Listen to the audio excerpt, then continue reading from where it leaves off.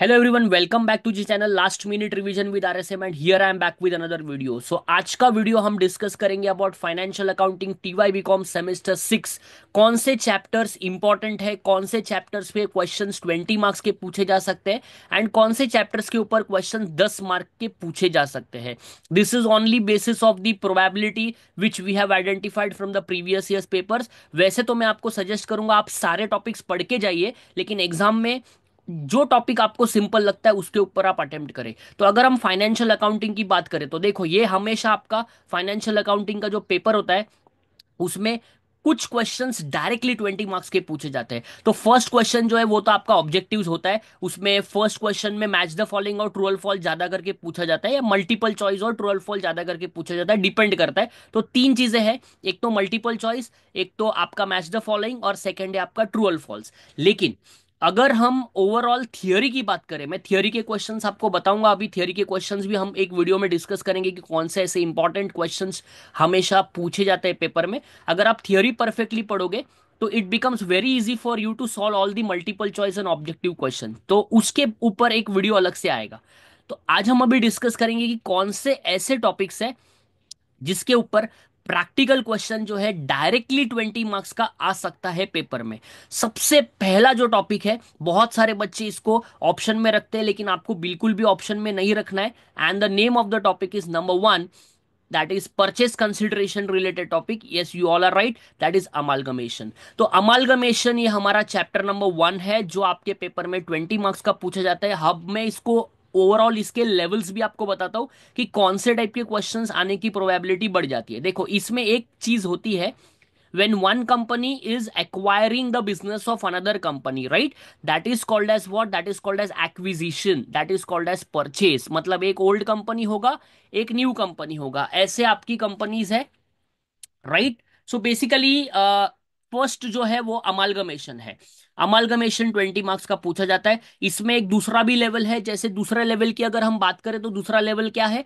दूसरा लेवल है हमारा जिसमें दो ओल्ड कंपनीज है, एक न्यू कंपनी है, जिसमें क्या होता है? मर्जर होता है। मर्जर इसका मतलब क्या है? दो कंपनीज इंटीग्रेट होती है और एक नया बिजनेस स्टार्ट होता है, which is called as merger in case of merger. तो बेसिकली मर्जर अगर रहेगा तो दो परचेस कंसिडरेशन आप कैलकुलेट करेंगे, और अगर एक ओल्ड कंपनी एक न्यू कंपनी रहेगा तो एक ही परचेस कंसिडरेशन आप कैलकुलेट करेंगे। लेकिन ये चैप्टर में आपको ध्यान देना है, बिकॉज इस चैप्टर में सबसे इंपॉर्टेंट चीज जो है वो है परचेस कंसिडरेशन। वो अगर आपने गलत कैलकुलेट कर लिया तो आपका सब कुछ रॉन्ग होने की प्रोबेबिलिटी बन जाती है। इसमें लेवल्स कैसे है? इसमें है परचेस कंसिडरेशन कैलकुलेट करो, न्यू कंपनी के बुक्स में जर्नल एंट्री करो, मतलब बिजनेस परचेस टू लिक्विडेटर वाली एंट्रीज, एंड देन आपको बैलेंस शीट प्रिपेयर करनी है with all the adjustments. Then the second level comes in the paper, and it is also important because recently if you see some of the papers, you have such kind of questions also in the paper, and that is preparing of the ledger accounts. So ledger accounts भी prepare करना है, मतलब closing of the books of old company, that is preparing realization, equity shareholders, new company, ये सारे आपको ledgers जो है वो prepare करने हैं। तो close the books of old firm अगर पूछा जाए तो दैट इज लेजर्स, एंड अगर न्यू बुक्स में एंट्री पास करने बोले तो that is called as purchase consideration, business purchase type. Okay, तो आपको ये फर्स्ट टॉपिक जो है वो ऑप्शन में नहीं रखना है, दैट इज अमालगमेशन। अभी इसके ऑप्शन में कभी कभी क्या करते हैं, इसके ऑप्शन में 10-10 मार्क्स के दो क्वेश्चंस पूछते हैं। जैसे एक वो लिक्विडेशन चैप्टर से पूछ लिया, या एक वो स्टेटमेंट ऑफ अफेयर्स वाला जो कंसेप्ट है उसमें से पूछ लिया, लिक्विडेटर्स फाइनल स्टेटमेंट वाला अकाउंट पूछ लिया, या फिर 10 मार्क्स का स्टेटमेंट ऑफ अफेयर्स पूछ लिया, या 10 मार्क्स का फॉरेन करेंसी ट्रांजैक्शन पूछ लिया। मतलब अगर आपको ये 20 मार्क का क्वेश्चन डायरेक्टली नहीं आता है तो you can go for opting to question of 10-10 marks is each. तो if your speed is less than वो 10-10 मार्क्स के क्वेश्चन भी आपको टाइम कंज्यूमिंग लग सकते हैं। ये है हमारा पहला टॉपिक जिसके ऊपर आपको 20 मार्क्स के ऊपर फोकस करना है। जो हमारा दूसरा टॉपिक है वो है accounting for translation of foreign currency. Very very simple topic, very interesting topic, and normally बच्चों को इसमें फुल मार्क्स मिलते ही है, and that is foreign currency transactions. इसमें एक क्वेश्चन होता है एक्सपोर्ट का, एक क्वेश्चन होता है इंपोर्ट का।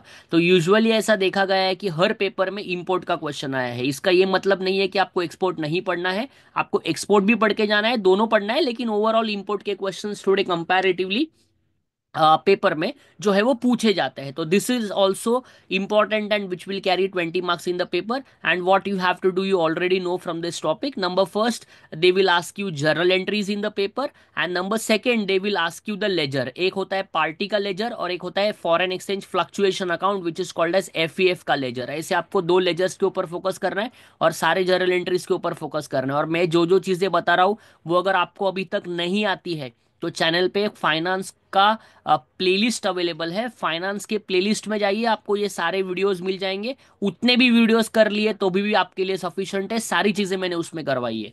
नेक्स्ट, जो अगला चैप्टर 20 मार्क्स का आपको पूछा जाए, देखो 20 मार्क्स का अमालगमेशन हो गया, 20 मार्क्स का फॉरेन करेंसी हो गया, 40 मार्क्स हो गए। और अगला जो 20 मार्क्स का आपका चैप्टर होगा that will be LLP, that is limited liability partnership. ठीक है, ये 20 मार्क्स का क्वेश्चन आता है। इसके अल्टरनेटिव में फिर वो अंडरराइटिंग का चैप्टर, फिर लिक्विडेशन का चैप्टर, ये सब छोटे छोटे टॉपिक्स है। ऑप्शन में मत रखो, पढ़ के जाओ, लेकिन एग्जाम में जाने के बाद देखो कि आपको कौन सा इसमें से सिंपल लग रहा है। जो भी आपके लिए सिंपल वहां पे होगा उसको अटेम्प्ट करें। बिकॉज अगर हम एक चैप्टर पूरा छोड़ देंगे तो हमारे पास ऑलरेडी एक ऑप्शन कम होगा। हम एग्जाम में जाने के बाद अगर हमने जो छोड़ा है वो अगर चैप्टर इजी आ गया तो फिर हमको प्रॉब्लम्स हो सकती है। तो नंबर थर्ड जो टॉपिक है that is called limited liability partnership. This is also easy chapter and you can get more marks for posting in this topic also. तो उसमें भी आपको मार्क्स मिलने की प्रोबेबिलिटी ज्यादा है।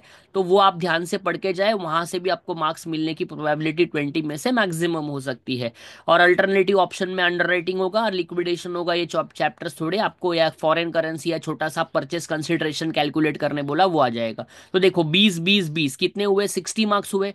20 मार्क्स का आपका एज यूजुअल शॉर्ट नोट आएगा थियरी और 20 मार्क्स का आपका ऑब्जेक्टिव्स आएगा। This can be the overall paper pattern.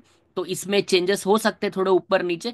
जैसे मैंने जो 20 मार्क्स का बताया वो 10 मार्क्स के दो क्वेश्चंस पूछ लिए, तो आपको पढ़ना सब कुछ है। लेकिन ये बड़े टॉपिक्स है, अमालगमेशन हो, फॉरेन करेंसी हो, अंडरराइटिंग ऑफ शेयर्स 10 मार्क्स में आता है। कभी कभी जर्नल एंट्री डाल देंगे और अंडरराइटिंग ऑफ शेयर्स को भी 20 मार्क्स में पूछ लेंगे, डिपेंड करता है। लेकिन यूजुअली देखा जाए तो ये थ्री टॉपिक्स जो मैंने आपको बताए हैं, these are quite big topics and this has the weightage of 20 marks in the paper. So if you study this topic first and then you can go further with the optional topics which are available. And what to study, study the previous year question papers properly. You can have a practice of all those questions which are asked in the previous year paper, because that will give you an basic idea what is the what exact level of the questions examiners are basically focusing on. तो उससे आपका थोड़ा practice ज्यादा हो जाएगा। और theory में आपको क्वेश्चंस का एक वीडियो बना के दूंगा, उसमें से जो थियोरी क्वेश्चंस है वो भी आप इजी तरीके से पढ़ पाएंगे। तो ऐसे ही आपको एक वीडियो कॉस्टिंग का भी मिलेगा। लाइक करें, कमेंट करें और अपने फ्रेंड्स में इसको शेयर करें। जितना आप शेयर करेंगे उतना यूट्यूब का एल्गोरिदम इसको प्रमोट करेगा और सभी बच्चों को इसका बेनिफिट जो है वो मिल पाएगा। मैं मिलता हूँ आपको इसी तरीके के वीडियो के साथ कॉस्टिंग के वीडियो में, और उसमें हम डिस्कस करेंगे अबाउट कॉस्टिंग के topics. Thank you very much, bye bye, take